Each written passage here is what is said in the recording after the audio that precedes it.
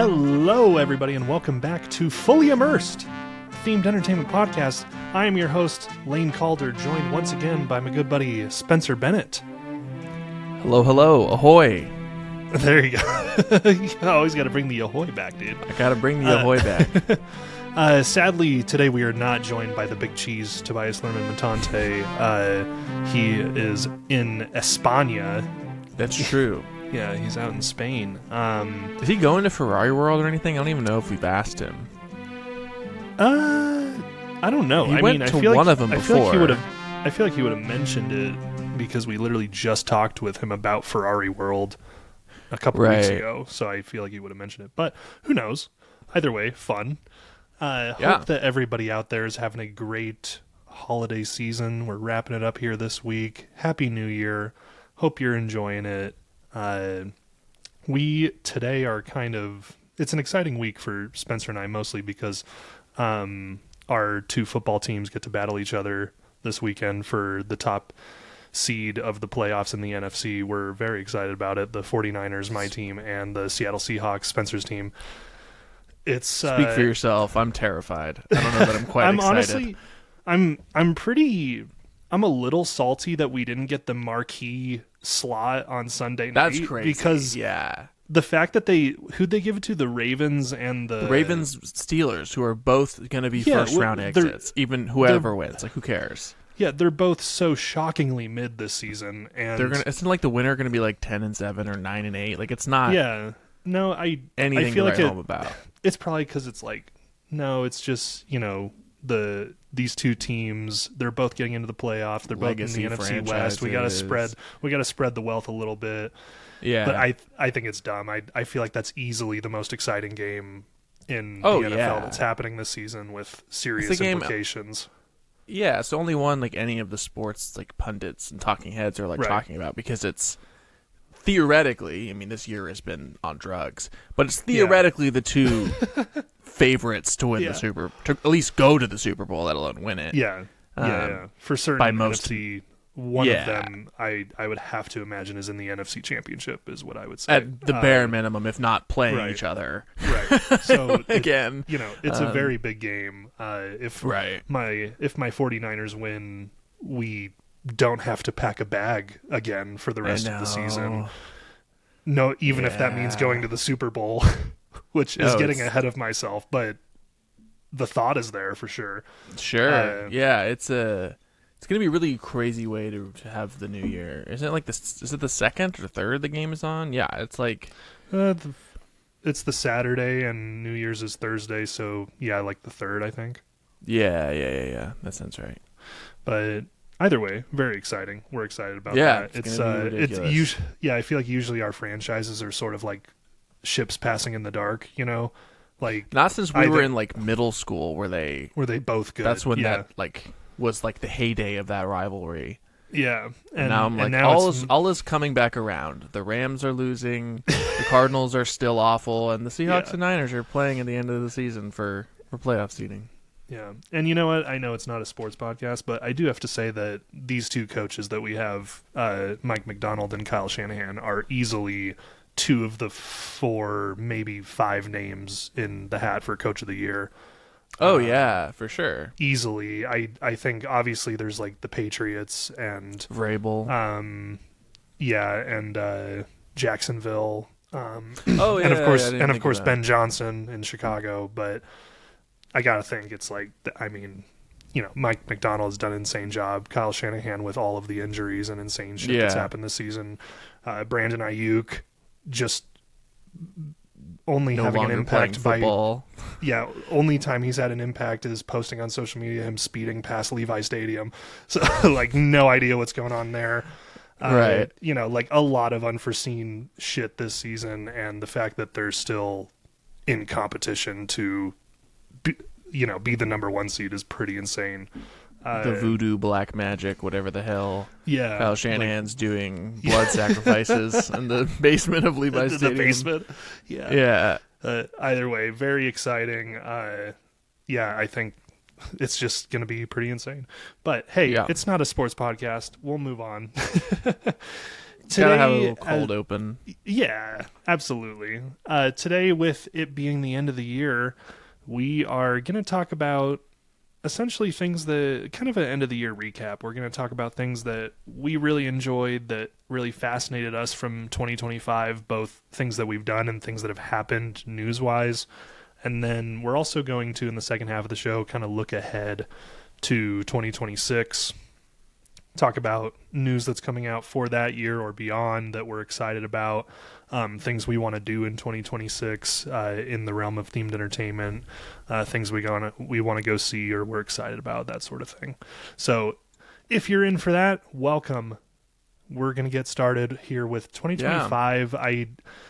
What a crazy year. I think that this year, more so than maybe previously, it felt like a big bounce back from even like COVID times, where our industry, in my opinion, has been like fairly stagnant since COVID. Sure. Which I know, Spencer, like you can speak to as well, but I think this year, and it probably some of his like rose-colored lenses with big things happening this year, like Epic Universe, which we're going to talk about.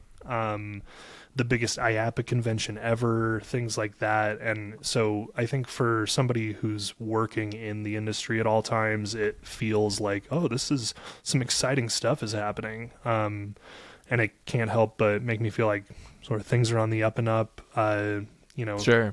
Improving over, the COVID recovery and all that sort of thing. So big year. And I think we'll start it where we kind of have to, because we know that we're going to talk about it, is Epic Universe. Yeah. First U.S., U.S. mainland park that's opened major from one of those, big three companies, big four companies since 2001. I was going to ask you the year because you're the historian. Yeah. 24 years there's been new attractions, obviously, new big lands with Galaxy's Edge and Potter and all that, but yeah, this is the first theme park in 24 years. Full theme park. Since I think it maybe is the first one in general. I don't know that Six Flags or Cedar has built a new park in that time in the States. I don't believe so. I mean, I could be wrong, but I don't believe so. I think the only one they just did was Qiddiya City in Saudi Arabia, which is another story of 2025/2026. Is all of the Middle East theme parks, but yeah, crazy. I mean, it's probably the single most consequential year in theme park history since this is so dramatic, but since 1955 maybe. Or no. I love that you said that. The opening of Walt Disney World and making Orlando the theme park capital is probably... Sure. So I'll say the 70s. Yeah, 70s and 80s. Yeah. But, I mean, this is humongous. Yeah. No, agreed. And a lot of global stuff, too, which we'll kind of go through. Liz, I know, Spencer, you mentioned the Middle East theme parks. We'll talk about that. A lot of things with Universal happening as well. Both, Disney announcing their Middle East theme park, Universal announcing their UK theme park, as well as all of these sort of more local attractions that are year-round that we've seen big players like Universal kind of jump in and explore. So I think we'll start with Epic Universe because, it's the, as we could bring back, the marquee opening of this year, right? So Epic Universe, I think, really impressed me, obviously, from the standpoint of storytelling and all that. I think more than anything, I just had so much respect for Darkmoor because, the Monsters Land, because of the fact that it was technically an IP, but it wasn't something that was super current, and they really did their own thing with it, sort of started their own little universe and had that be the theme of the land. And I thought that was really ballsy in the modern era of theme parks and themed entertainment. It's probably the first original land from either of the big two companies in 20 years too. I mean, and that's the thing though, is you haven't seen a non-IP, and I know it's technically an IP that's older, but it's completely new renditions of those. Exactly, it's its stories. own new universe, and the fact that it was essentially an in-house idea that came to fruition that wasn't IP dependent in that way Mm-hmm. that, you know, Harry Potter or Frozen and all of those things are. The fact that that took, you know, such a leap of faith, I think, because everything that Universal and Disney has been proving for the last few years is if you just attach an IP to something, it'll be successful and we'll make our money. The floor is you know, very that's high. What we'll do. Yeah, there's a baseline of income you're Right. income. And in true Universal fashion, Steven Spielberg was a part of it. In classic Universal lore, Steven Spielberg was the one pushing for Dark Universe, so it's pretty funny. Yeah, I love it. I love what a big swing. Oh, for sure. And just really love that everything that Darkmoor stands for, and shows that, like, how storytelling doesn't have to be attached to something that has already made $1 billion in the theater recently, you know. Sure. And on that top being of said, even, you know, the original go ahead. take on the source material, when was the last time a ride with this many animatronics opened? Oh God. Like Rise of Resistance has a handful and they're great, but Monsters there's like almost feels like there's like 20 of them. I would say there's multiple definitely figures of the same characters too. There's like 4 or 5 Frankensteins. Right. There's 4 or 5 Draculas. Like, it's, in terms of that, it's like both there's a couple mummies. Yeah. Yeah. Oh yeah. It's like a return of there's one creature. Original. There is only one creature, which is there's one phantom and spoilers, everyone. I guess. But sorry. The existence of the monsters in the ride is not a spoiler, I guess. But yes, there is one creature.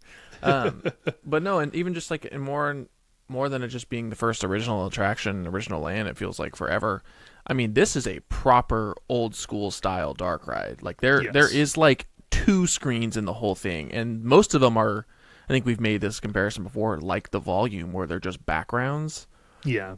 No, they're pretty much all backgrounds. I can't remember the last time they a ride this expensive wasn't, like, think about like the major openings, like Forbidden Journey, obviously great animatronics, but a lot of screens. Hagrid's, right, animatronics, but also like a roller coaster. This is like a proper dark ride with tons of animatronics, and, you know, Flight of Passage was Disney's huge landmark attraction of the whole 2010 to 2020 era, and that is a simulator. It's a really well done one, 100%. Yeah, and then Rise of the Resistance is somewhere in the middle, but this is like, it feels. I mean, Toby said it, and that's probably one of the great points he's made in the recordings of this podcast. It's like their first classic, and that's kind of what it feels like. That's a very good way to put it, and I remember him saying that, being like, that's such a good way. You nailed it. Yeah, it's got that classic feeling, classic tone, but modern still very thrilling with the kook arm. Yeah. But, so, you know, that's nutty, and it kind of feels like the return of that type of storytelling in this year. So, you know, would love for that to be a trend that continues. And I would flip the script as well and say that, like, I was particularly impressed. I felt like the best all around land was Burke. Yeah, for sure. I think that's just a masterclass in how to adapt such a colorful and inviting and heartfelt property into a physical space. Absolutely. You know, and that's obviously IP driven, but you could argue that they went for the animation route, and the animation trilogy's over, and has been for quite some time, for a few years at least. And obviously there's the live action stuff, which they, you know, obviously strategically, had the land and the remake drop. Right, they did a bunch of press with the 2 actors in it, right, running around the land for the Epic Universe special on a Peacock. Although they finally released the documentary, which I still need to watch. I think it's called Ride. Epic Ride. Yeah, I need to watch that. Yeah, me too. You know, I was thinking about Burke, as I do often. I think about Epic Universe. I think about Burke and the industry and stuff. You know, that's what we do. And I was like, you know why? On top of its like incredible theming and everything, why it feels so special is forever since, like, you know, the mainline Disney parks opened. Yeah. Universal's done this, Six Flags done this, even Disney has done this to an extent. The kids' land in the traditional theme park has always been sort of low budget, not half-assed. I won't say that, but like the effort does not inherently go into it because you're not I know what you mean. There's a lower bar to like entertain littler kids, right? Like Mickey's Toontown is a blast, but like before they redid it with Runaway Railway, like it was falling apart. Like the paint was falling off everywhere, but it was like it didn't really have to hold up to the same standards because it was like that's where kids went to meet the characters. Yeah, and you're wasn't... meeting Mickey, so who cares? You're not looking at the building. So this is like this. I mean, if you think about it, take a step back on the Epic Universe plan. Like this is the kids' land, so to speak, of the park. That and Nintendo, but yeah. But this is like even Nintendo's like 4-quadrant theoretically. Like the weenie, as they say, the main e-ticket in Dragons is a show. Right. No, I would say that you know, I would say that Nintendo is the kids' land and How to Train Your Dragon's almost the kiddie land. Does that make sense? There you go. Like... Sure. Yeah. Like there's not, I mean, Donkey Kong is a fun, thrilling roller coaster, but like Berk, honestly, I think Hiccups is maybe more thrilling than Donkey Kong. But the idea of it, but Hiccups is not supposed to be the e-ticket. E-ticket is the show. I don't know. It's just like it being a kiddie land. That much effort put into it is why it's so standout. Because you're like, of all the lands for me to expect which one would have been the one to receive cuts, I probably would have thought that. I agree. And they just went so hard in the paint and made it like the best one. Because like think about DreamWorks Land that opened 2 or 3 years ago. Like it's just like junk, right? It's just a reskinning of Woody Woodpecker. Minion Land in Hollywood is just like junk, right? And they've like made it Illumination Land later on with Slop. Villain's and Slop Con is junk. Is junk. Yeah, like Slop is the best thing they've done with any of those kids' lands. I love this. But Dollywood did this too with Wildwood Grove that won all those awards, and I've been to, and it's wonderful. It's like, oh, you don't have to. It's like when a great animated movie comes out, a great like kids movie, and it's like so awesome, and you're like, wow, why can't all kids entertainment be like this? Right. Yeah. And then you get the next trailer for the new SpongeBob movie, and it's just like Patrick farting, and you're like, oh, there it is. I literally had that moment, you know, a week ago when we were watching Charlie Brown Christmas. Of like, there you go. This is such like a complex, you know, illusion. What an incredible like 20-minute. Yeah, cartoon. Exercise on capitalism and with like heady consumerism. themes and like really well funny written dialogue and characters you like. It's like what happened? Yeah, that like we could do a 20-minute 25-minute special for kids about American consumerism and be like incredibly earnest and like all of these and sincere. And so it's always jarring when it happens. When they just treat kids like they're smart. Yeah, you know? When you don't treat kids like, I mean, and there's a place for silly kids entertainment. Like we both love cartoons, and I just threw shade at SpongeBob, but like classic SpongeBob is like, you know, one of the great cartoons of all time, like hilarious. But it's so jarring with Bert because it's like when a great animated movie comes out, you're like, oh, this doesn't have to be slop. Right. Not Secret Life of Pets slop, but like I would say junk. It doesn't have to be junk. This doesn't. It doesn't have to be candy, junk food. It can be like a well-prepared kids menu. Right. I guess. I agree with that. Yeah. So I think that's why it was. There's a lot of Epic Universe that while we were there, I couldn't put my finger on why I was so kind of floored by it, but that's part of it too. Was that and Monsters is original and Dragons is like.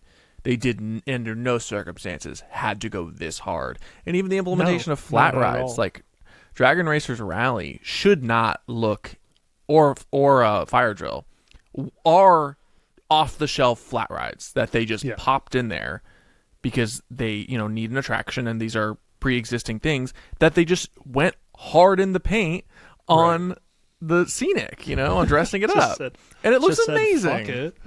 Yeah, like Dragon Racers Rally is a shitty thing, a Bionicle ride at Legoland that I remember as a kid seeing, and my uncle and my brother did it and were like throwing up, and it just looked horrible.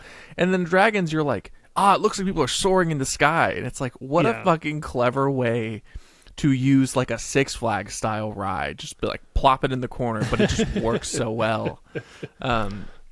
Yeah, no, I mean, I could talk all day about Burke, but yeah, I hope that's a trend that continues. And like I said, Dollywood did it first with Wildwood Grove, and obviously they don't have the same creative and budget and all the stuff that Universal does, but like that won a ton of awards. Like it won golden tickets, it won Thea's, like it was recognized as like, hey, this is amazing, especially for. And then you're now, before we get into next year, like that new ride is going in there, Night Flight, right? And that's like way up high on the list for me of 2026 things. Oh yeah, you know. Yeah. Like I want us all to go. Yeah. We'll talk about it. I am going. Yeah. I'll tell you that. Yeah. So it's just, there's a lot of awesome return to form things with that park as well that make it special. Yeah. No, 100%. I think that those two blew me away in particular. Obviously, that's not to say that that the Harry Potter land, the Paris, and the Nintendo land were not great. Like they were obviously great. But those two, Burke and Darkmoor, particularly impressed me because of all those reasons that we just listed out. They're the most interesting. Yeah. Yeah. So moving from that, literally like across the street from Epic Universe is IAAPA, the convention center where it takes place, and we obviously had a really big year for IAAPA, biggest IAAPA convention ever. Next year it's supposed to be almost twice as big. So that's something that we're both looking forward to for next year, but also the fact we gotta go. We're the only two that haven't been. Toby's been. I know. We do have to go. It will get press credentials next year. Yeah. Hopefully we'll both be there and can talk about it in live time. But this year just had a crazy amount of things. Spencer, you mentioned the rocking boat ride vehicle that's going to be going in at Dollywood for Night Flight. That's very exciting. A lot of cool new simulator technology, a lot of new accessibility driven technology for rides and all that sort of stuff. See our entire episode on IAAPA. Yeah, exactly. We can't go through it all, so if you haven't watched that, definitely check it out. But really big year for the IAAPA convention. And I remember we listed it out in particular on that episode, but the amount of people that were there is fucking insane. So. I don't know if you feel this way that I have like sort of felt a little bit, is there's like a smidge of our niche industry, hobby, passion, whatever, is sort of transcending a little bit. Like think about what happened with like Marvel, right? Like comics have always been a staple of kids and whatever, and they make enough money to exist. But like when Marvel really started hitting it off, it was like an explosion of like all these people all of a sudden being like, I'm gonna read a comic, or I'm gonna become a really big fan of Iron Man. It's like half of you are cool. Yeah, it's like half of you MFers didn't even know who Iron Man was. Not that I was a big Iron Man fan. Like I knew who Iron Man was, but it was I'm more of a DC fan. Well, no, he was never the namesake of Marvel. No, it was before Spider-Man. That. Yeah. But so it's like a similar thing where it's like now, even when I've talked to people like Nicole, and I've hung out with friends from her work or whatever, and I'm like, I'll talk about what I do and my passions and whatever, and they're like, there's like a way more knowledge of this industry than there used to be in like the public perception. That's fair. And Disney's always been that way, but like with Epic Universe, with these other things, like I was talking to someone like for a half hour about Cedar Point because they were from Ohio. Oh, okay. And I was like, I was just making conversation. I was like, oh, what would someone do in Ohio? Just like teasing them about, the Midwest, Ohio, haha. And they were like, oh, Cedar Point. I was like, God's country, dude, what an incredible rebuttal with Cedar Point. And then we just talked about Cedar Point, and I was like, and people talk about Six Flags America closing is like sort of news for people. So it's like there is a little bit of. It hasn't happened yet, but I think it's going to happen where it's going to have its Marvel moment where this becomes not in the same capacity of like movies are still always going to be more accessible because they're everywhere. You can see a movie anywhere. But there is a interest in this kind of thing. Like there's been mainstream YouTubers who talked about Epic Universe opening. There were like New York Times articles about Epic Universe and IAAPA and stuff, like it's there's an interesting maybe I was thinking that how Disney obviously has made a lot of films based off of their rides. Some of them not successful at all. Some of them, like Pirates of the Caribbean, are one of the great trilogies of all time. And one of their most profitable franchises. Yeah, for sure. Yeah, Spencer and I. And then there's 100%. Also, Tomorrowland with George Clooney. Oh, I was thinking about that too. But like, I mean, you have some of that, and I think because of Disney, all that already existed as individual ideas, but and then they realized that they could profit off of them. So for them, they're kind of going both directions. With yes, we can make lands based off of films that we've done that were really profitable, so this land will be very profitable. They've also done the inverse of that and said, hey, everybody loves this ride, loves this land, let's make a movie based off of that. Yeah. And I had myself wondering just now while you were talking, like, would Universal ever go that reverse route and make a movie based off of a ride or a land that they did? And I was like, but all of their stuff is just based on IP that they've already done, except for Dark Universe. And that ride, the first thing we said after we got off Unchained, and we talked about it with Toby like shortly afterwards, is like, that's like the most story-driven, easy to follow like action ride ever. Like, you are like tracking it A to B to C of like, this is the plot, this is what's happening. That movie would be so easy to turn around if they wanted to. Yeah. Or even another movie that takes place in the universe. Leads up to it or after it. And they tried earlier, and just 10 years ago with Kurtzman and dumbass Orsi and their terrible Star Trek writing. And I'm sure those guys are. I mean, Robert Orsi actually, I think, either like it was a wife beater and killed himself or something insane. Oh, Jesus. Yeah. So sorry, that's kind of out of pocket. Sorry, everybody. But one of them is a bad guy. Anyway, that's a bad I'm saying man. that they did the Dark Universe and it was bad, but they could reboot this so easily. That attraction has like been incredibly successful. The land is super fun. Most of like the reels and TikToks you see of Epic Universe are of like the Darkmoor character interactions. Yes. And Toothless, so it's kind of those two. But I think they wanted to, they can make a Victoria Frankenstein movie tomorrow. And think about the two most like successful horror movies the last 2 years have been Nosferatu and Del Toro's Frankenstein in terms of like pop culture. Del Toro's Frankenstein would have done way better if it got a wide release, but like these monsters are still popular. If they did their like action-y version, like dressed like Hot Topic, how they are in Dark Universe, I think it would do super well. Think about how well Suicide Squad did. That movie's awful, but like that aesthetic does sell, No, I really like that idea. It would write itself. They have a script in the ride. Yeah, give it to some like give it to like the John Wick guys, or someone who like has or Gareth Edwards, or the guy who did The Raid, like the really slick action. If you want to do like an action ride set in that universe, do it, or movie set in that universe, or do a horror movie. I don't give a shit, but like I want it. I want it. I want it now. I want it now.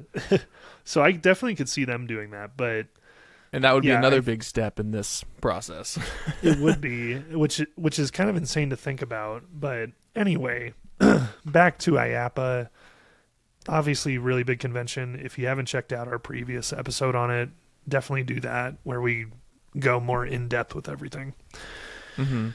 Sort of moving on in the same vein, since we were just talking about Universal. I guess the start of this whole year-round horror idea from them with Horror Unleashed, which opened this year, and both Toby and you, Spencer, have been to it. I have not. Yeah. This is my spoiler cool thing of the week. This is a spoiler cool thing of the week. Yeah. So give us your thoughts. Like, I know that we heard about it a bit from Toby when he went, but it was also, when they were like soft opening, I believe. So he wasn't allowed to say a whole lot about it. But yeah, would love to know your experience with that. Yeah, I mean, on topic with kind of my points I've been making earlier of Universal kind of doing older things that have sort of been forgotten. The animatronic heavy dark ride, the doing a whole ass theme park for the first time in 24 years, and a kids land with earnest, sincere effort. This is kind of the return of the Disney Quest idea of trying to do like a smaller regional, almost like taste of the resort. A taste of Halloween Horror Nights is kind of how I describe it. Sure. It's way smaller than I thought it was. Okay. Like that's what Toby said too. Yeah, the houses are not inherently short or noticeably shorter than. There's 3 of them. Like a Hollywood. There's 4 of them. 4. Okay. There's Exorcist Believer, Texas Chainsaw, Universal Monsters, and Scarecrow. And it's like in Area 15, right? Yes, but it's not. So I always thought it was because I haven't been to Area 15 before. I haven't been to the Outwolf. I need to. But I always thought it was like a giant warehouse with just like individual attractions in it. It's not. Okay. It's just a giant plot of land, and they all have separate buildings. Oh. Yeah. Okay. So I was expecting to walk into Area 15 and there just be like a section of it, almost like a convention center. That's kind of what I was picturing, like a big mall or convention center type of thing. But I think that's also because like we've been to things like Mall of America where that's sort of what's happening. But or like Cal Expo with like the State Fair and stuff like that. Yeah. But then they also have like Raging Waters there. Yeah. Right. Okay, I get that. It's not. It's its own building, and it's way off in the back. So if you don't really know where you're going, you would have to ask someone to find it. And there's like, it's very and the parking is like this garage next, like right across the street that seems like you should have to pay, but it's free. It's kind of funky in its like layout and like its literal placement in Area 15. Anyway, it's 4 houses, but it's like just a big room. And then there's the 4 house entrances. So like the rotunda hub and spoke, if you will, it's like the size of like an Epcot pavilion, like like the land, you know, like when you go inside the land. But that's also it's where smaller like, the than bar that. And show is. Yes, so there's 2 bars, and there's a whole sit down like Blumhouse themed restaurant, which we didn't eat at, but looked fun. And the show is just like a stage, and they have like a rotating carnival act, or Jack the Clown comes out with Chance, which was really awesome, and I finally got to see Jack the Clown in person, which was so fun. I was like so excited to actually see that character because the lore of that character with Universal Orlando is palpable when you're there. People fucking love that thing. And I got the really cool collector statue of him in my living room right now. Hell yeah. But it's awesome. It's like I've been looking at it for days, just like having a good time. Love a collectible, as you and the listeners know. But the houses have really incredible facades because they were designed permanently. Okay. Which was surprising to me. I thought they would rotate. I don't know if they're gonna. They might rotate like one at a time, but they really built out proper like attraction level facades. Right. Okay. And they also might update like a couple rooms of each per year. Or whatever. Yeah. Yeah. And what's cool, and I think this is something they're probably almost beta testing for Halloween Horror Nights, is each house has like a little skit in it. So they'll stop you and there'll be like a little show scene, kind of like a dark ride. Okay.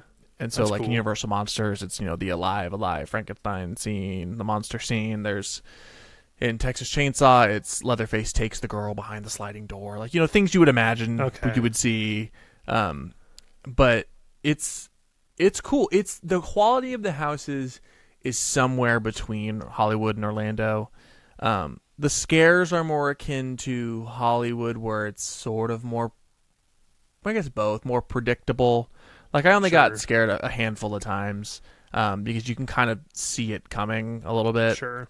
Also because they pulse you in, and it was really slow. So there was like, I'll get there in a second. That's my like final point, concern, takeaway. We waited like no more than probably like 2 minutes for each house. They pulsed you in your individual group. Yeah, so it was a lot of fun, but it was like a little taster of Halloween Horror Nights. Sure. And we went with Nicole's aunt. Her name is Jamie, and she had never been to any of the events before, and so she was having a ball and was like, "This is so fun," and whatever. Like, this is great, and I'm like, "You got to go to Halloween Horror Nights because like this is like." Granted, you might have a better guest experience at Horror Unleashed because you're not going to wait 2 billion hours like you would in Hollywood. If you're in Vegas, the closest market to you is LA, obviously. Sure. But because these are walk-ons. Like there was, I would bet there was like less than 100 people inside the whole building while I was there. Granted, I went during the day over Christmas time, so maybe that's just like a really slow period. Probably. But yeah, it's cool. It's somewhere between the two. It's cool. The food is fine. I had like a I think it was called like a pale ghost beer or something. It was fine. It's Halloween Horror Nights drinks, Sure. No blinky cups. It's a shame. No blinky cups. No blinky cups. They did have a little Krampus walk around parade of sorts. It just kind of, you know what? That's a better comparison. It's like the size of a Chuck E. Cheese, and then there's just 4 haunted houses that take up like way more space than you think. But the actual rotunda is like Chuck E. Cheese, but just like horror. Okay. So there's like characters flying above you and walking around, and the first thought I had was, there's no way they're making enough money to keep doing this based on the crowds. That's my concern. And maybe it was just a really slow day, but I walked in and I was like, this is it? There's no one here. And there is like a pretty well-staffed amount of actors in both the houses and in like the scare zone main area, and performers too. Like the Jack the Clown actors are like doing like, carnival stunts and whatnot. Like these aren't like run-of-the-mill entertainment cast members. These are like probably union performers in Las Vegas who are making $30+ an hour, if not more, doing this. So I'm like, how on earth are they gonna make enough money? And maybe they just made fucking gangbusters over Halloween. I have no clue. But the year-round thing would shock me if it continues, based on my anecdotal experience. Maybe I'm way off, like I said. You think it becomes seasonal? It would have to be. Or they just tone down and they run maybe 2 houses at a time and they switch it. I don't know. Okay. But that overhead has got to be way pricey. High. I would say pricey, and I feel like the first thing that they'll probably cut is the actors. They'll cut is entertainment, and actors. You're not gonna cut down on front of house staff immediately. No. And there was like 3 bartenders. Like they kind of had already clearly done that. It felt like they had slowed down based on the crowds. Like, okay, we don't need 5 bartenders. We can do 2, and we can do 1 person working the food stand. It kind of reminded me of like our work in a way, where it's like you have to like react to like how many tickets you're selling, of how many people you schedule. At least that's part of my job and your job in operations. Kind of made me laugh. I was like, oh, I can't believe I can like see the Universal like manager in my head, like backstage, being like, fuck, okay, send this person home, and you need to switch this thing here, and 100%. It was so funny. Yeah. I mean, it's cool. It's definitely cool. That's good to know. I think it'll. Yeah. I've always thought it'll be a very interesting case study, and I guess it's nothing to like write home about. Like nothing floored me, but it's very cool. And I'm glad it's there, especially for people that can't go to Horror Nights and are just in Vegas for whatever reason. Like it's the closest thing you're gonna get. Right. Like it's very fun. Yeah. But yeah. I mean, I would imagine that they're gonna make good money from August through November. I would have to imagine, yeah, or summer maybe too. But another thing, and this is in retrospect of the whole year, is tourism in Las Vegas is way down. Yeah. Because of someone who holds political power in this country, maybe alienating a lot of countries that would come visit us. Is my educated guess on why that's the case. But your guesstimate. Yeah, my guesstimate. But Las Vegas tourism is way down, so that could also be part of it being super slow. One thing before I forget. Their merchandise is the best I've ever seen from Universal. Oh, really? Like, hands down. For zero reason at all, they went unfathomably hard. They have like tons of character merchandise from each house. I got like a little collectible blind bag of like a scarecrow from the maze.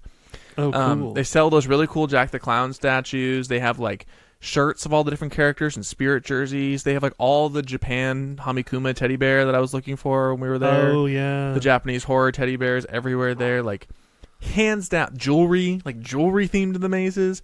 Hands down, the best merchandise Universal's ever done, and it really like made me laugh because I was like, why on earth would they not go this hard in Orlando? And they went super hard here.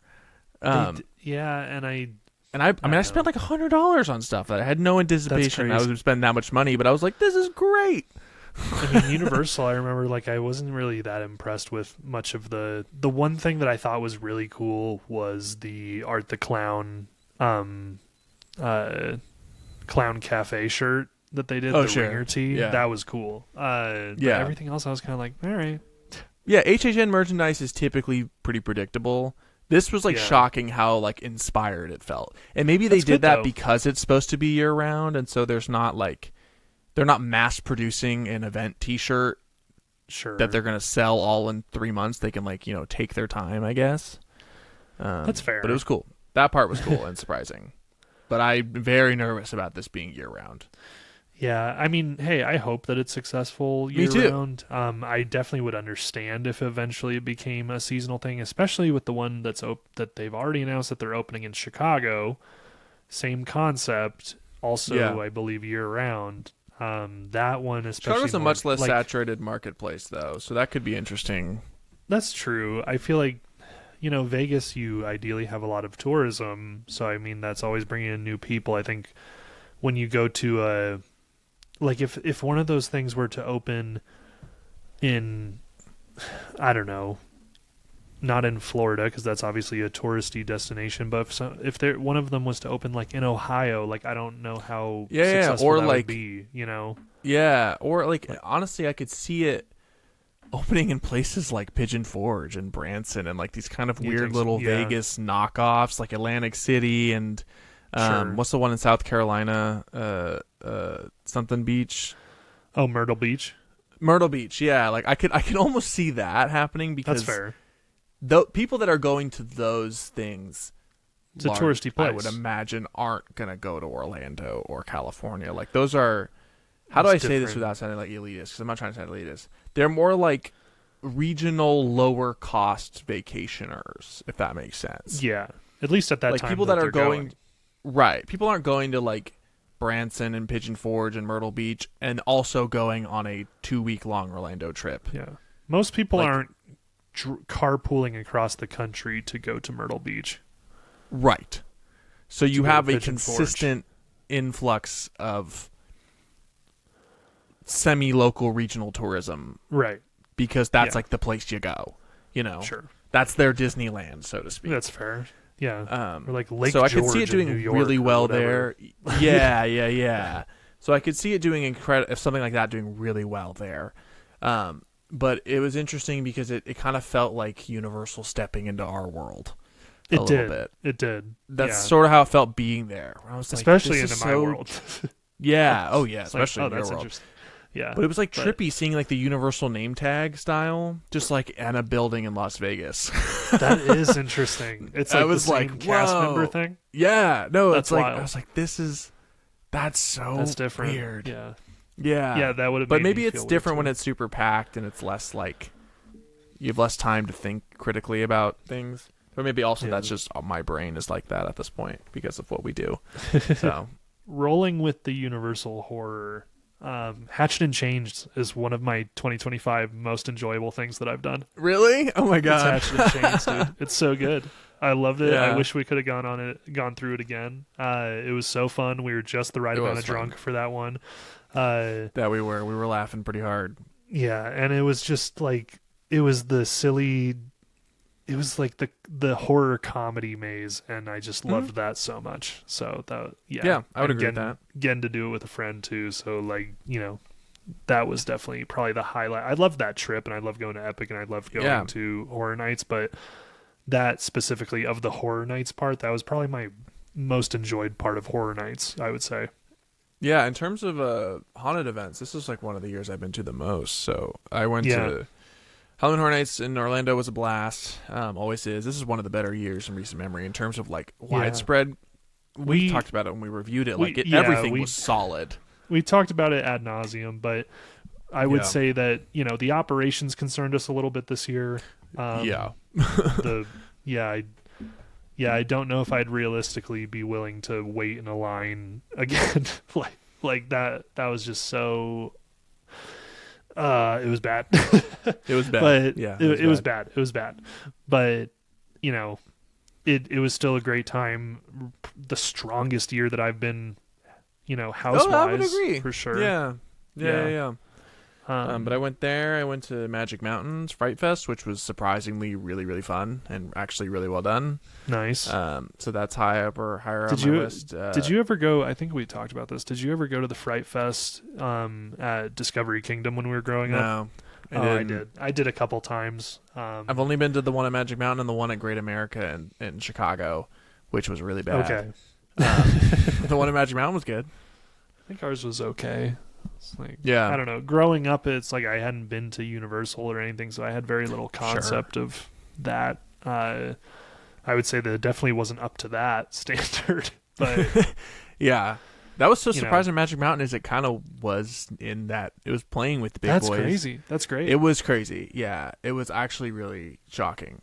So shout out them. Their entertainment department went absolutely hard. Knott's was obviously always great. The new stuff we hadn't done at Knott's was a blast. Widows, Bloody Mary, the zoo, like Bloody so Mary much was fun. sick. That's like one of the scariest houses I've ever experienced.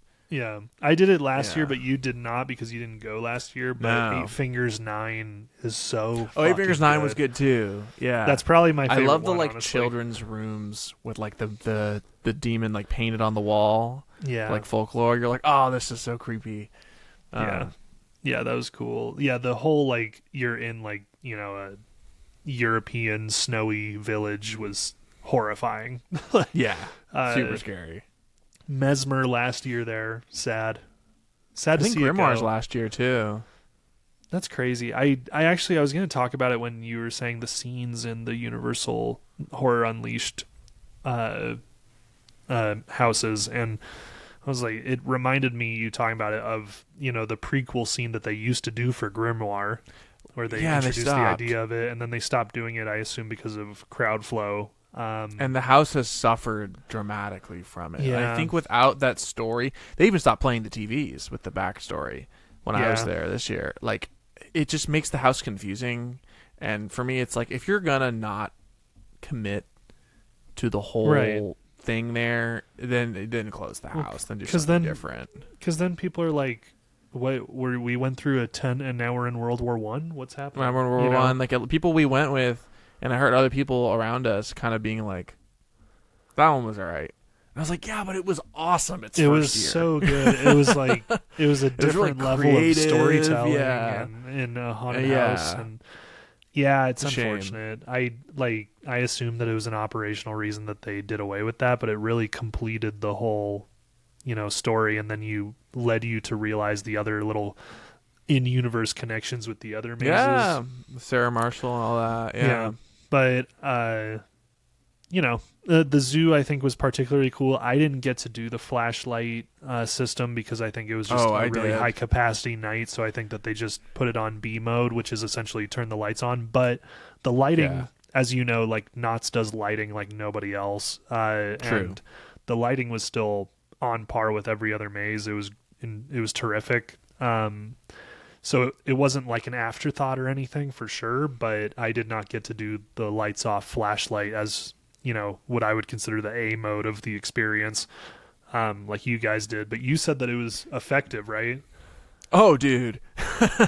So I feel fortunate because with that and with Bloodlines, which was there the year before, right, I got to experience both of them firing on all cylinders. And I really hope the zoo stays that way in future years, because Bloodlines lasted really short because they just bailed on the gun thing. Yeah. And it didn't deliver. I got to do it when the gun thing was active, and it was pretty damn cool. It was pretty cool. Yeah, I did it like opening day or something for a T event with Toby for a TEA event. But yeah, the zoo is awesome. It's really scary, and you kind of can't see anything. Very scary. And I normally would like maybe be against a like purposefully pitch black experience. But there's like just enough lights and the scenic kind of lens to it. So when you have the flashlight and you're like in the cages, and you're like looking through like the bars and stuff, you're like, this is so fun. That's cool. I like the storytelling aspect of like you're like a zookeeper trying to wrangle these like mutated animals or something, some shit in the zoo, and it's just really fun. And they're like crawling from below things, and like you really just like hear scurrying, and you look, and there's like a scare actor in your face. So I found it extremely effective. I just hope that Knott's maintains it and doesn't think it's not worth the trouble like they did with Bloodlines. That's fair. Yeah. But Bloodlines also the tech was higher. Like a flashlight is different than like a gun that like RFID chip, I assume, that reacts with some target or something. But that's fair. Yeah, the haunts this year were strong. Any other horror events that you enjoyed? Yeah, I really liked Haunted Hayride. Haunted Hayride was great. It was a huge improvement to the past years that I had experienced. And I really had fun with Delusion, too. Delusion is so underrated. If anyone's listening to this and like wants to experience something that's kind of out of the box thinking, outside the box thinking with horror and like involved and interesting, like pony up the cash with some friends and experience Delusion. Like, I'm not just saying that because I have a relationship with the creators of it, I guess. But it's really great. It's always so fun, and it feels like it should be the future of this kind of thing, like immersive theater horror type. But I don't know. I hope it continues to be successful because it's so fun and so cool, and every year is fun. Yeah, I've always told people it's the closest you will ever get to feeling like you're in your own horror movie. For sure. I mean, it's like Sleep No More, which the listeners of this, I assume, are familiar with, but it's like the big immersive theater thing that happened in New York for a long time. Yeah. It's like that with horror, and that's just such a easy like slam dunk, and it usually is a slam dunk. It's so fun. So yeah, I did quite a bit of horror stuff. I even did a haunted house here. Called Nile Nightmare. Yeah, you had a busy season. I did. So this one in Seattle called Nile Nightmare is on like a golf course. It was fun. It's very mom and pop. So I didn't make it out to the Haunted Woods, which is like definitely the premier one out here. It's like super high production value. We didn't end up going this year, but we checked out Nile Nightmare and it was cute. It was like teenagers, doing the scaring. And it was like to charity and stuff. Yeah. And they had a cool like section where you were in like a mine and this guy was wearing like one of those like masks with the light on it. And it was completely dark, and you just hear like dripping water. And then he just turned his light on. And it's like, ah! And I like almost fell over. It was just so loud. But that was fun.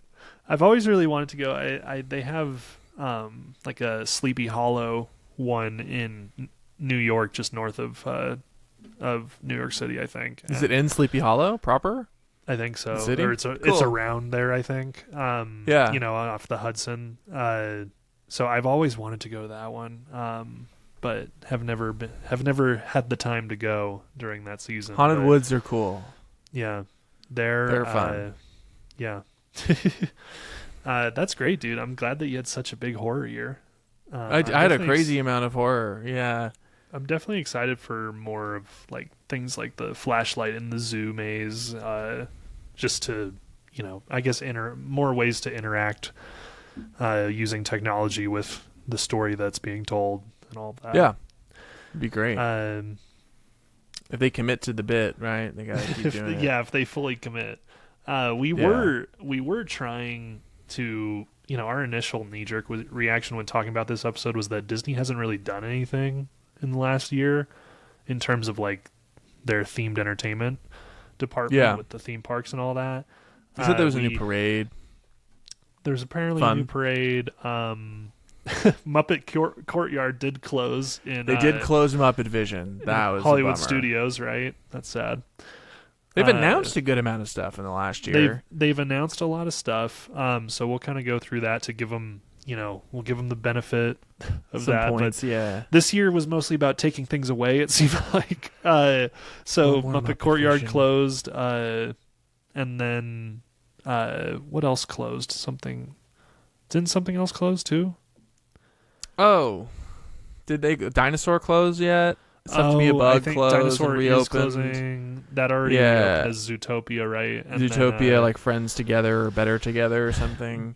Dinosaur either closed or is they're closing Rivers of America. I think they got rid of it or they stopped it already. So yeah, let's kind of go through Liberty, it. Is it the Mark Twain or the Liberty Bell? Something is what it's called. The Liberty Square in Frontierland, right? Well, the Liberty Square, the area is still staying open, but the boat is closing. And the Mark Twain Island is closing, or Tom Sawyer Island. Yeah. So there's a lot of announced things going away.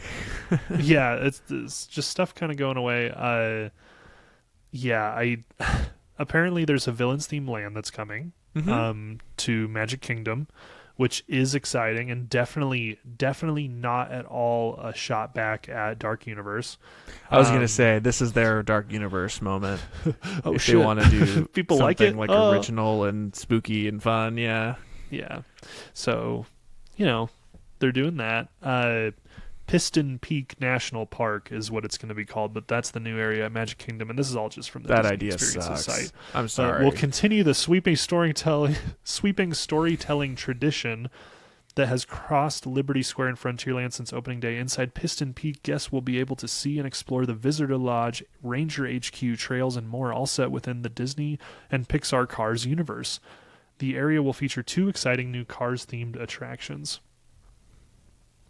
Listen, I'm sure it's going to be well done and fun. I have zero doubt of that. Imagineering is an incredible group of creative people.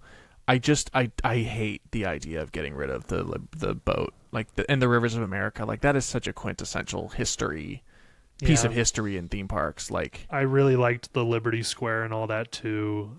Yeah. Like that. That's just, it stinks. And they keep it in Disneyland. All 3 of us, too. If they did it in Disneyland, it would be like... Oh, it would be a bomb. There'd be it'd be like a nuclear explosion. Yeah. They couldn't do it there. I don't even like it in Magic Kingdom. Like, that is an original thing they've always had. So I think the idea is cool. I like that it's like Cars takes place in Route 66, kind of like California.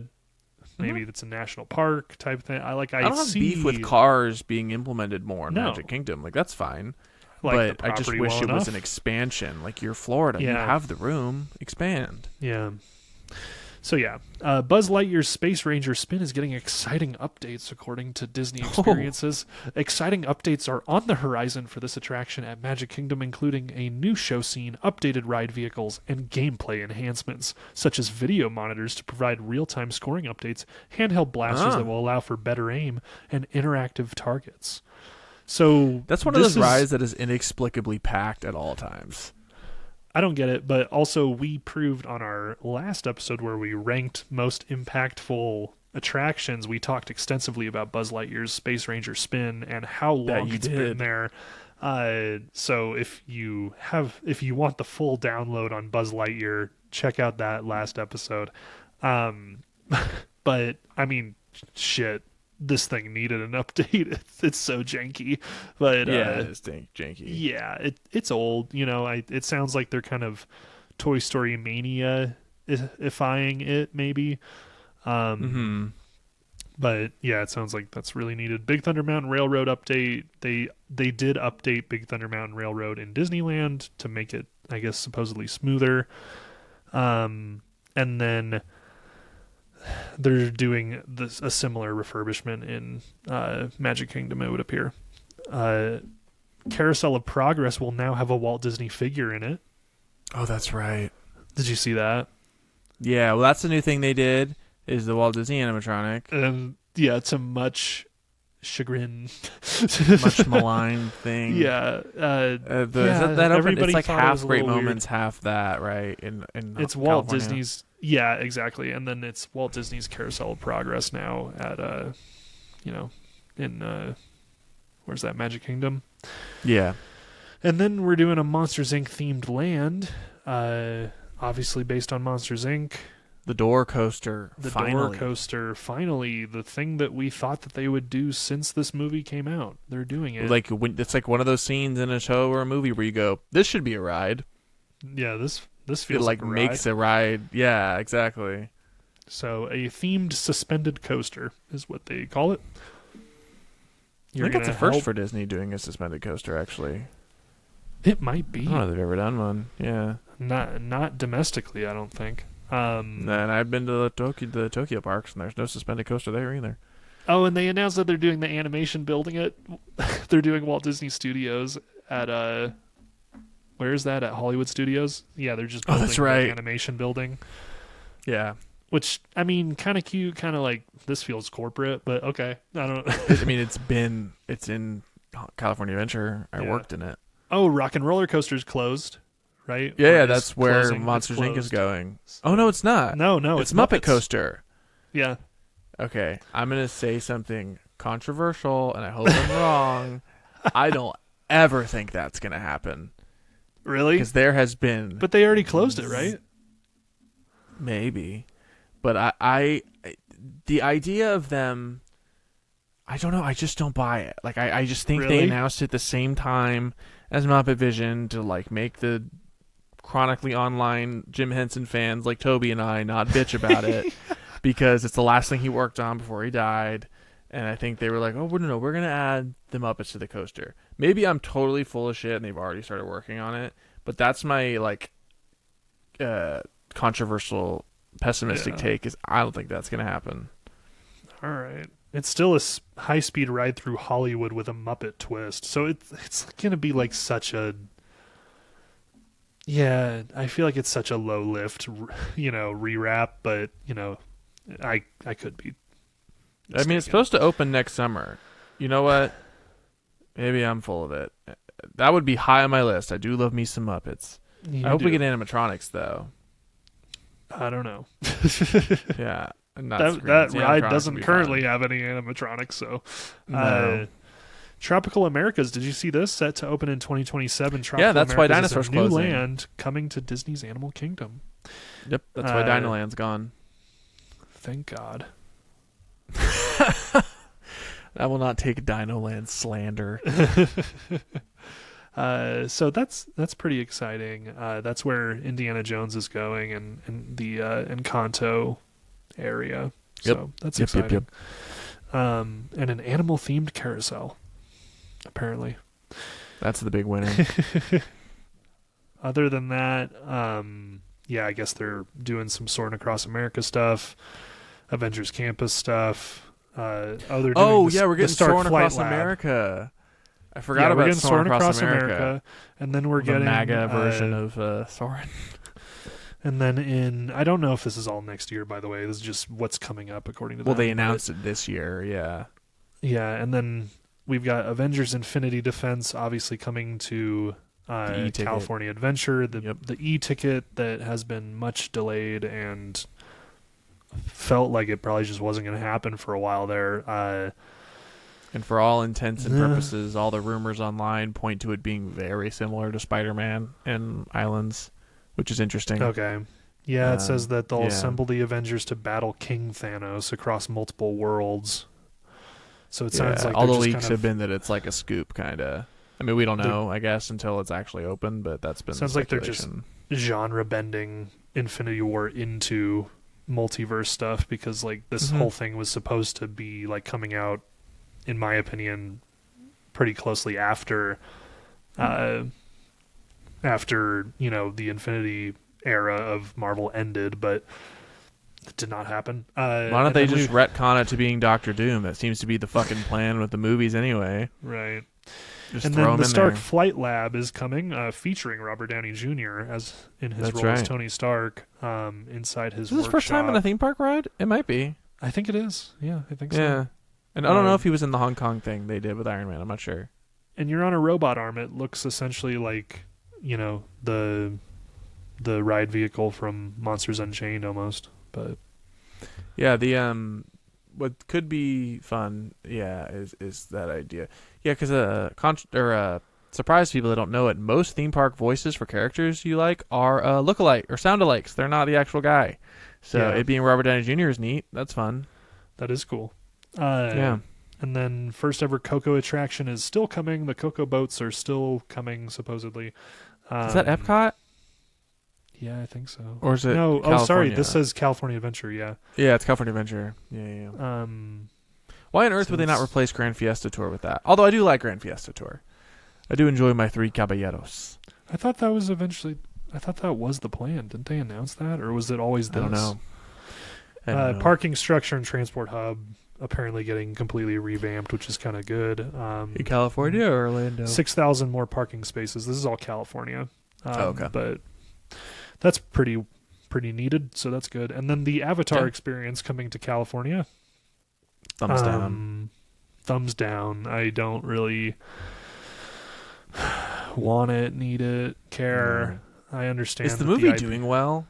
I haven't really paid that attention dude. to Of course it is. Of course it is. I am not gonna watch it. I don't want to. Everything I've heard from people online says it's like shockingly the same story again for the third That's time. That's not shocking. I thought it would be the same story shockingly again. even longer to watch and all that. So just more of it. The next one will be 4.5 hours. Oh, Disney has a new cruise line ship. Oh, that's setting right. sail That's next right. year. And then further expansions coming later in the 2020s. But yeah, they've got the Disney Adventure coming with specifically with ties to Disney, Marvel, and Pixar. And there's actually like it looks like there's rides and stuff on this one as well. So that's cool. When does Universal try a cruise? When does that happen? The Minion cruise? Oh yeah, dude. I would jump off the bow. I would plummet to my death in the sea. World of Frozen is opening in Disneyland Paris this upcoming spring. That's right. Yeah. So that'll be interesting to see. There's an up-themed attraction also coming. A Lion King attraction, which just looks like Splash Mountain. Did you see that? It's like Splash Mountain with Pride Rock on top of it. Art. Yeah. And then Sequoia Lodge stuff. More superhero-themed experiences. And a new Pixar entertainment offering. So a little vague. Shanghai Disney's getting a Spider-Man themed land. Let's go. That's right. That sounds sick. Yeah. They've got like a coaster and everything. That sounds sick. Rock on. Yeah, rock on. Can't wait to listen to him have Tom Holland talking Mandarin, right? Yeah. It's definitely not going to be Tom Holland. Yeah, that's interesting. But that's fine. Yeah. This is the biggest night of my life. That's what Spider-Man says at the beginning of the Spider-Man ride in Universal, if you don't know that. They're getting another hotel, fourth hotel. They're getting a third and a fourth hotel, and then Soarin' Over the Horizon experience. Whoa. Tokyo Disney's getting a major renovation of Tomorrowland, a new Wreck-It Ralph attraction, which is kind of fun. Hey, that's fun. And then Abu Dhabi is obviously happening. Let's go ahead and talk about that, Spencer. Yeah, so that's happening. Six Flags opened Qiddiya City this year, but pretty much next year. And I think Universal might now be speculated to be doing something in Saudi Arabia. I think I saw that.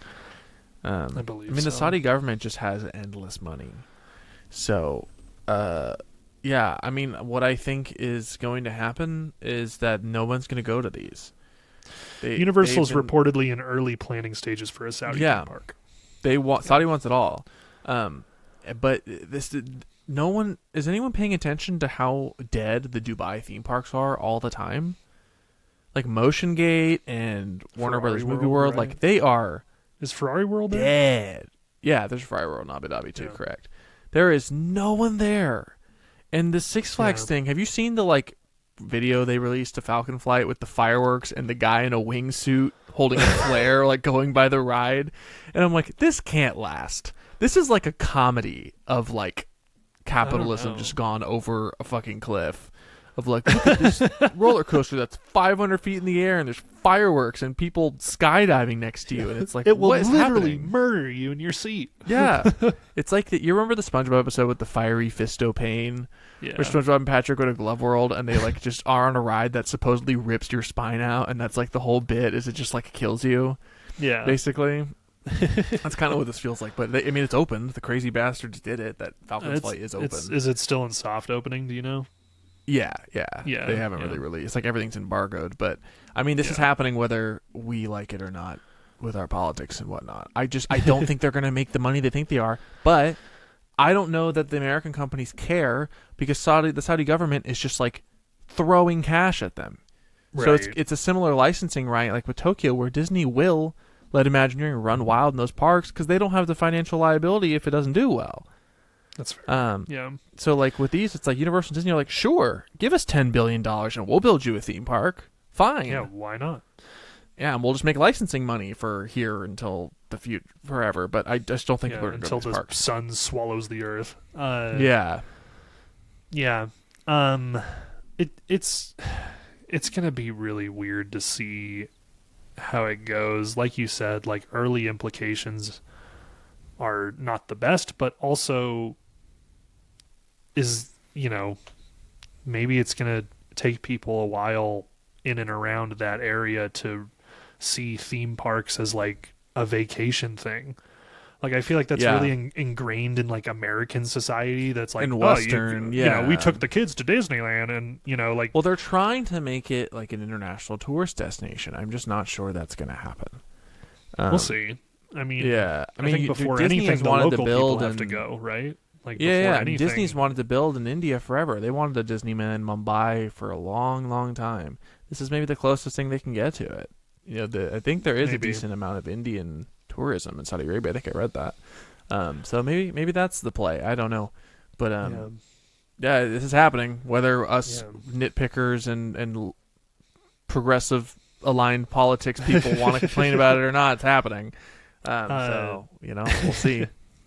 Flip side, Universal, as we mentioned, they're developing a Middle Eastern park, but they are fully developing a Universal UK theme park that has been already well announced and well confirmed and is happening. And that's going to be really wild to see, because I think that, as we've talked about in one of our previous episodes, with that news, like in the UK, you obviously have some local theme parks, and then you have Disneyland Paris. And that's kind of like, to my knowledge, those are the main ones. So it'll be possibly a very interesting shakeup. Definitely.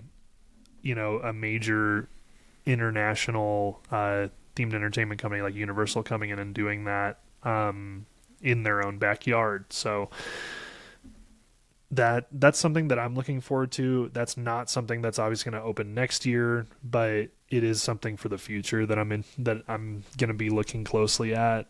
Sure.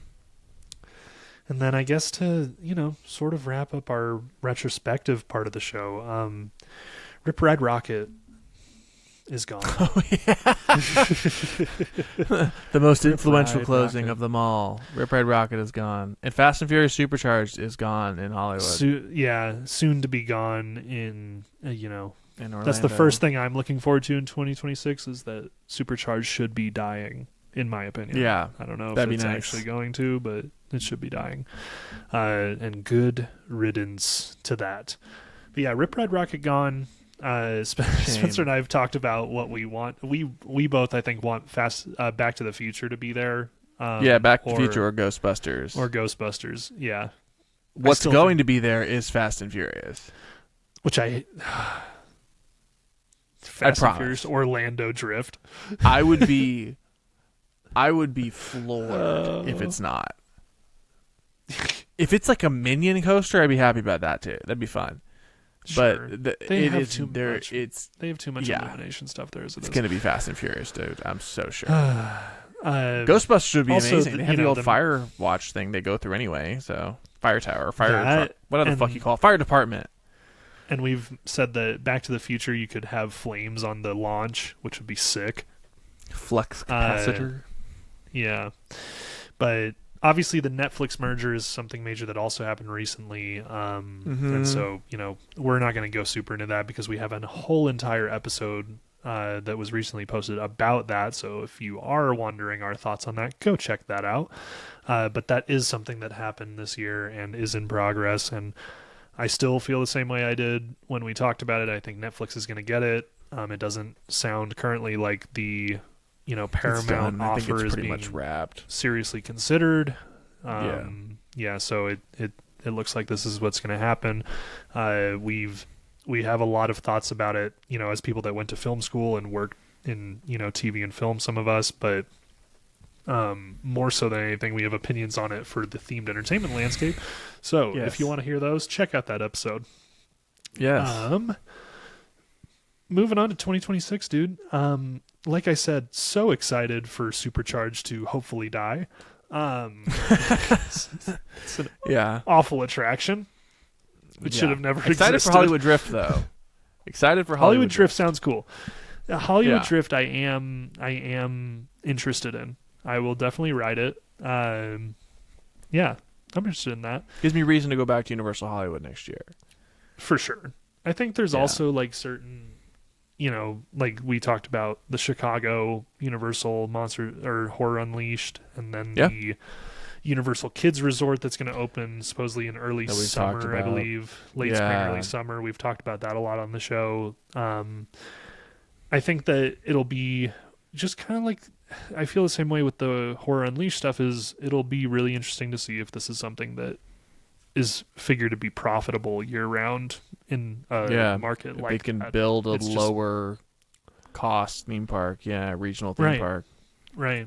And because Dallas sure has tourism, but it's not like LA or Florida, not at all. No. So this is mainly going to be the Texas market and maybe some tourism, but I don't know how much. Yeah.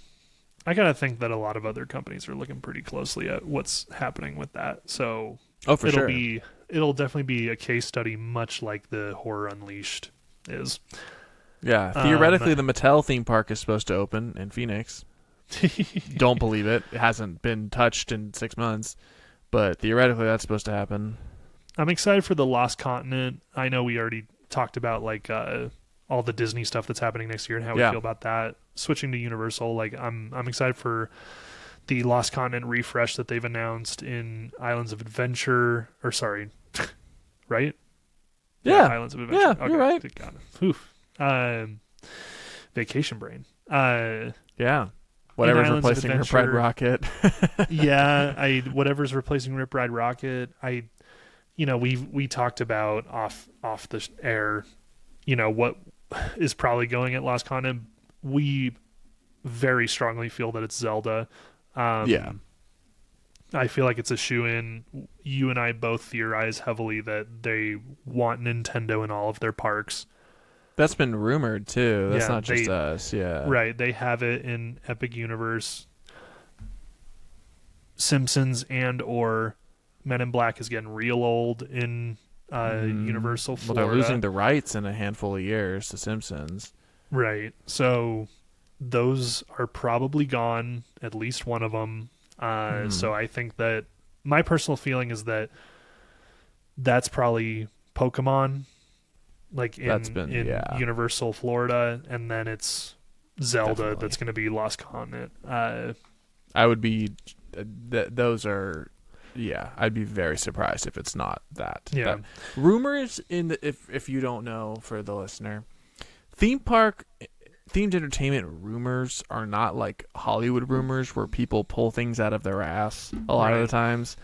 For whatever reason, a majority of the time, there's some smoke. Yeah. Maybe it doesn't come to fruition, but when something like that leaks or is rumored, it means that a conversation or conversations are taking place. For example, I would bet money that the Creature of the Black Lagoon rocking boat ride is happening. It has been heavily theorized. It has been discussed everywhere since Epic Universe opened. It's a new ride technology. It's about to be proven successful, most likely, in Dollywood. Yeah. And they have plenty of room to expand. So why would they not? I would be so absolutely shaken if it doesn't happen. So rumors, tend to be fairly well founded, it seems like, in this industry. For sure. So you know what else was rumored forever? Was Velocicoaster. And for years, Universal said they were just building a churro cart as like a meme because everyone knew it was going to be Velocicoaster, and then sure enough, it was Velocicoaster. Yeah. Right.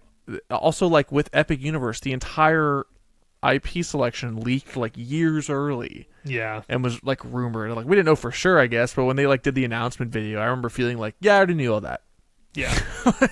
Yeah. We all knew all that. So, I would be really shocked if that doesn't happen. But, Lost Continent, I think, is going to be Zelda. I think that and this is obviously stuff that's probably not going to happen next year, but but they're going to start working on and it. things like that. Yeah. We're both really excited for Pokemon. I've never really been like a Pokemon guy. No. I was more like Mario maybe Zelda. But yeah, I'm a big Zelda guy. Yeah, I mean, there's so many opportunities for cool guest interactions with Pokeballs. Like run around the land, capture in quotes your Pokemon. And both Spencer and I talked about at one point that they should have one of the attractions of the land just be one of the Pokemon battle arenas, and then you could have real guests with the digital monsters that they've collected battle each other. Yeah, with some interesting effects. But it would be such a different level of guest interaction. Oh, dude, power bands and wands and lightsabers walked so this thing could run. Yes, I 100% agree. It's just a step up from that, especially if there are like animatronic Pokemon in the land, and you can like buy a Pokeball thing you carry around with you at different balls, and you like this is catch Charizard. them, and you and you like tally it in your app or whatever. Like this thing could be such an incredible home run and like groundbreaking in guest interaction. It's just too easy for them not to try. I mean, they pushed the envelope way far with Mario Kart, and it depends who you talk to if it was successful or not. But they tried to make a video game as a ride. They tried to combine a video game and a ride. Right. And everyone you talk to, at least they think it's ambitious. Whether they enjoy it or not. Like, it's incredibly ambitious. It's a major swing, as Toby would say. It's a huge swing. Yeah, this would be the end game of all of that tech that has been happening for years. Like, this would be so beyond.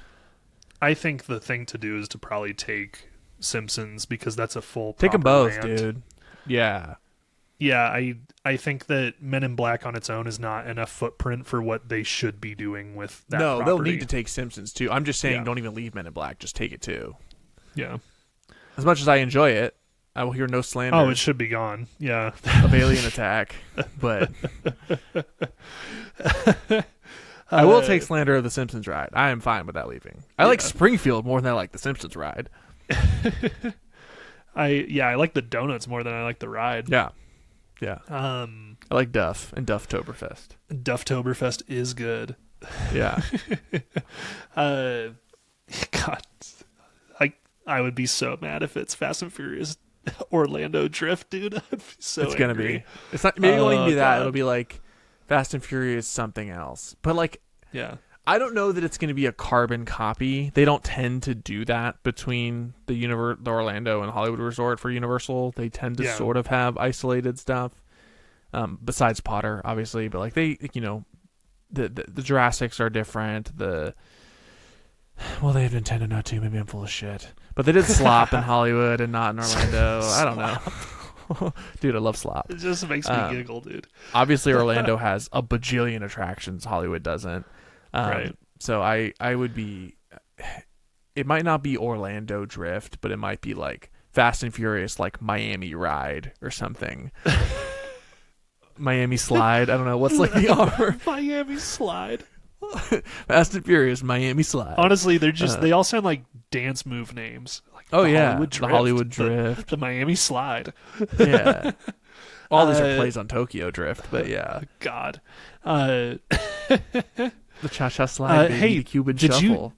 Did you happen to see, speaking of 2026, things coming up in the future, it's in development, so it's not going to happen in 2026. It'll be after that, but being developed in 2026.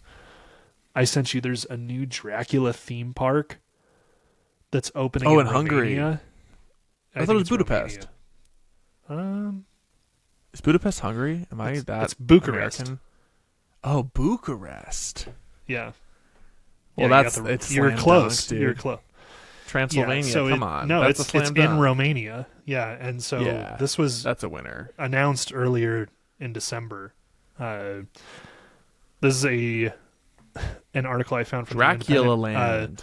So it's called Dracula Land. That's the working title. But that's like Sharon literally found this and sent it to me. She was like, "Did you see this shit?" And it's the world's, quote, first and largest Dracula-themed park being planned in Bucharest, Romania.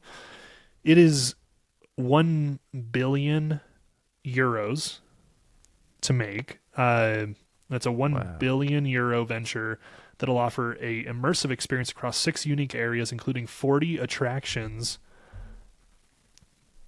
blending 40 quote attractions. Yeah, 40 attractions, quote, blending adventure, storytelling, and world-class entertainment for all ages. The park will be home to 6 different lands. Transylvania will include roller coasters, a traditional village and forest, while Dracula's castle will be the site of the fictional vampire's home, complete with ruins, a maze, a lake, and a, quote, bat coaster. Ooh. In, quote, the Family Kingdom, a diverse range of vampire and supernatural creatures from global cultures will reside. Elsewhere, Sounds fun. Elsewhere, a London town zone promises to bring the dark allure of Victorian London to life. Which sounds sick. Does sound sick. It includes a vampire hunting parkour and obstacle course, a ship swing globe theater, lake boats, and a horse and carriage track ride. So that's the vehicle, is a horse and carriage. And then there's another Port of New Orleans land that will feature a roller coaster race with howling werewolves and Mardi Gras carnival games. Dracula Land will also have its own metaverse with visitors able to use Dracula coin tokens in both the digital and physical worlds. Obviously, if you're a freak like a horror freak like Spencer and I, you probably know that part of the novel of Dracula was based in the Carpathian Mountains, which are in Romania. So this is right in the back door of the book. It's really cool. 780,000 I can't believe Romania square hadn't meter. cashed in on this before. Yeah. In terms of like they could just build a whole thing. I mean, they're Transylvania, for God's sakes. They could, I had to go through and read multiple articles about this because it sounded like fake at first. I was like, what? Yeah, I just Googled it and saw a bunch of AI art, and I was like, oh boy. Yeah, it sounds too good to be something that's happening, but it is something that is being developed apparently. But it is going to be a 780,000 square meter attraction, including retail and dining. 20 minutes from Bucharest city center and 15 minutes to the international airport. So sorry everyone for me thinking Bucharest was Budapest. There's also going to be 3 Dracula themed hotels. That's dope. Isn't that insane? The castle, that's dope.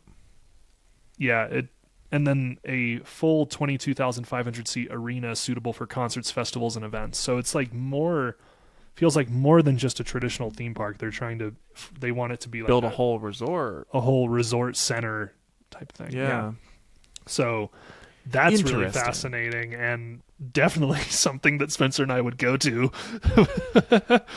That'd be insane. For sure. I've mildly Googled before, like, is there things to see in Transylvania? And the answer is usually no.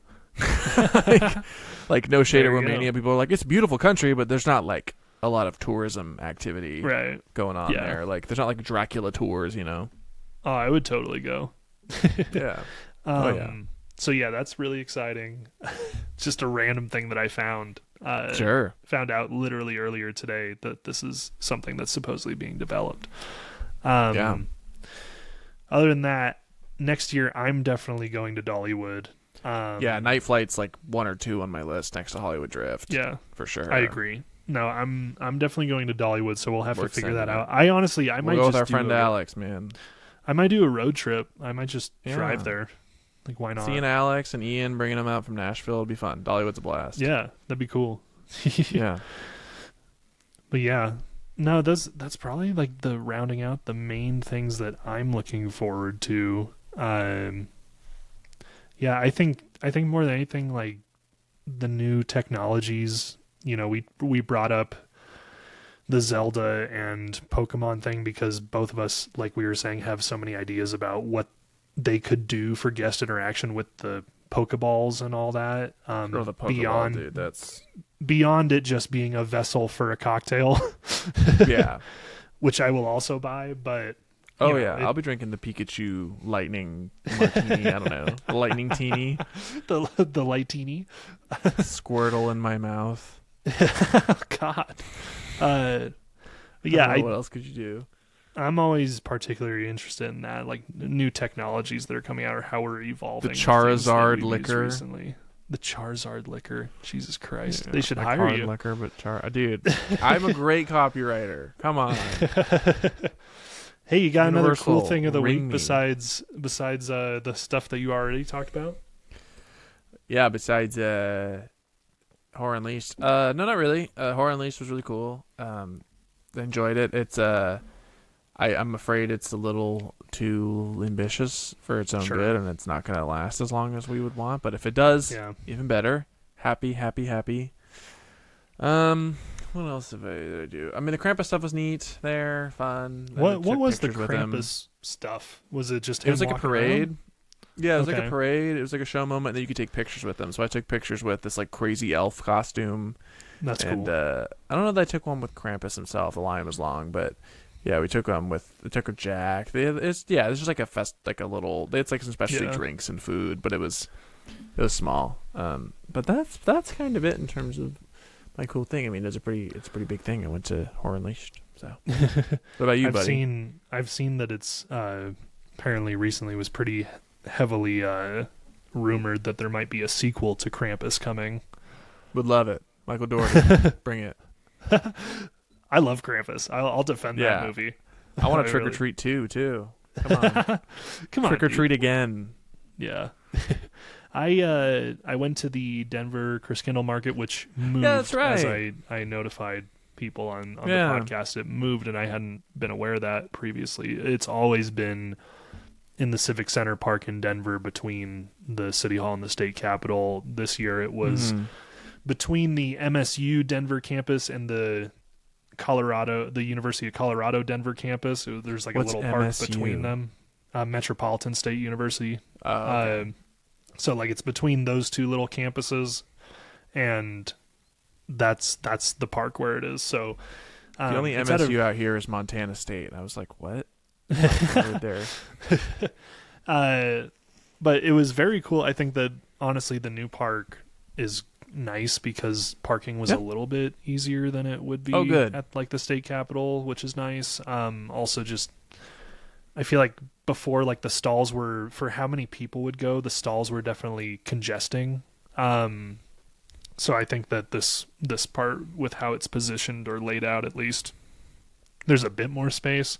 So that was nice, but got some specialty quiches for Christmas Eve and things like that. Hell yeah. A lot of mulled wine. I think I sent you a picture of like the Nutcracker collectible mug that I got with my my Gulvine. Love Gulvine.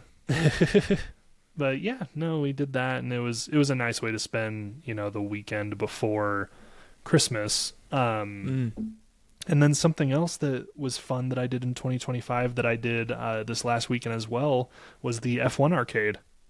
Oh yeah, that's right. Yeah. How was that? I don't know. Did I send you any pictures of it? Yeah, you did.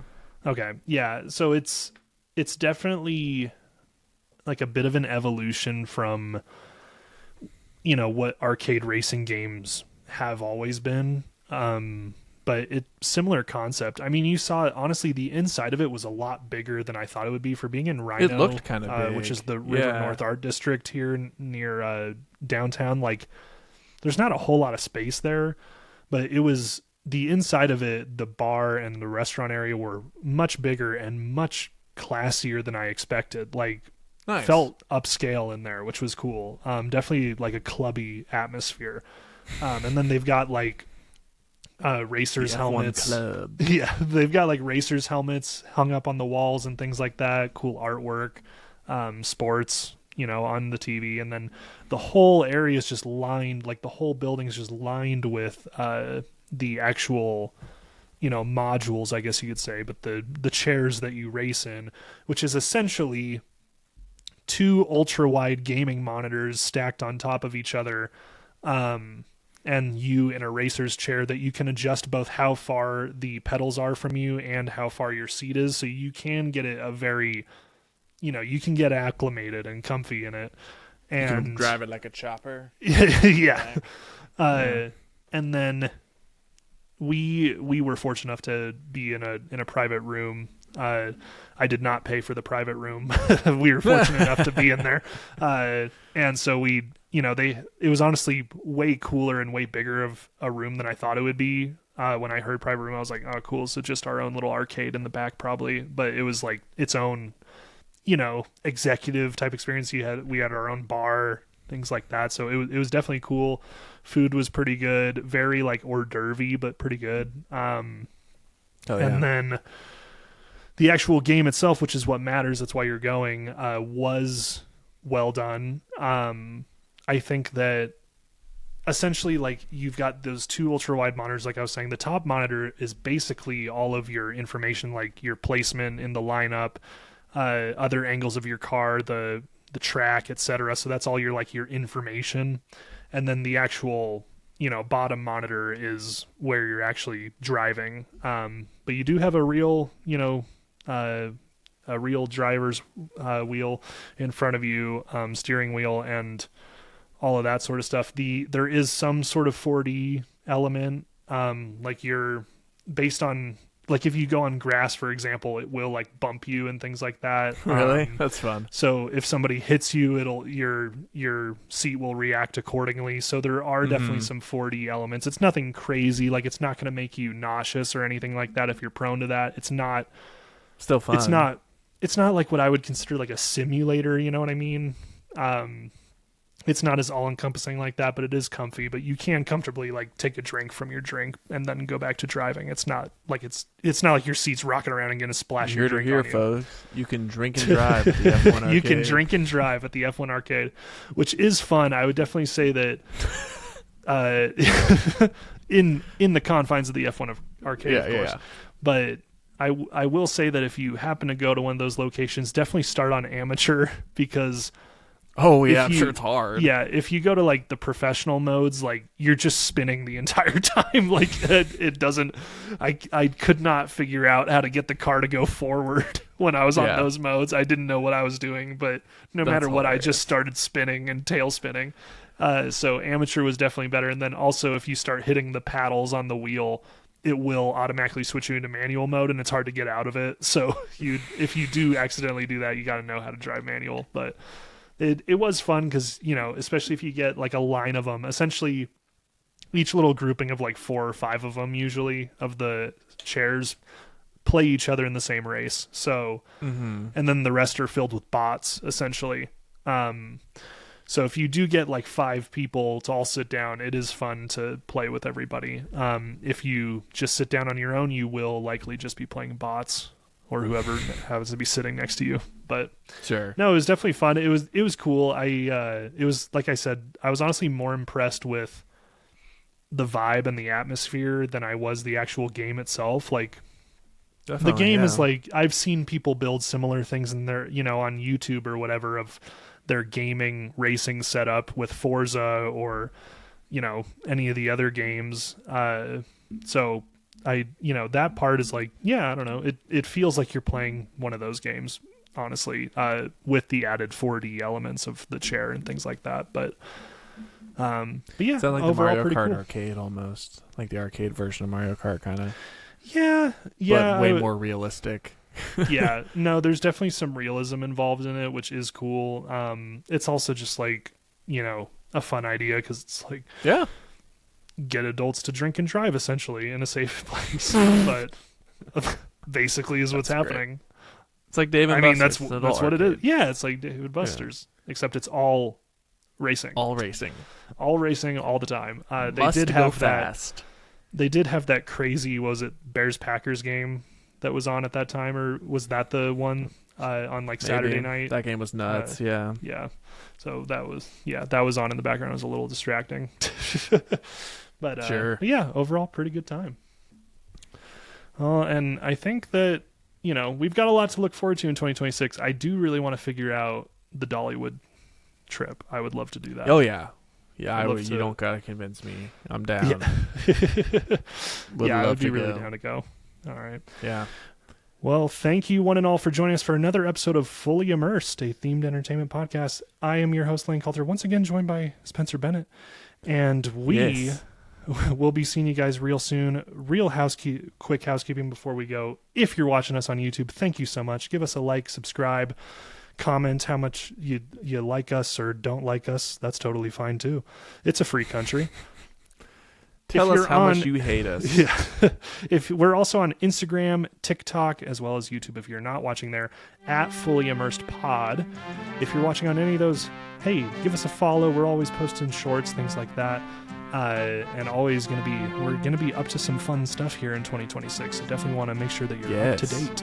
If you're listening to us on a podcast app like Spotify or Apple Podcasts, make sure to give us 5 stars, 5 middle fingers, whatever that app allows you to do. Go ahead and do that, and make sure that you are staying in the loop, and so that we can get bumped up in your weird little podcast algorithm for you. Other than that, folks, like I said, I've been Lain. This has been Spencer, and we will see you all next time in 2026. Wow. In 2026. Oh my gosh, it's happening. Yeah, it's happening. Bye. Bye.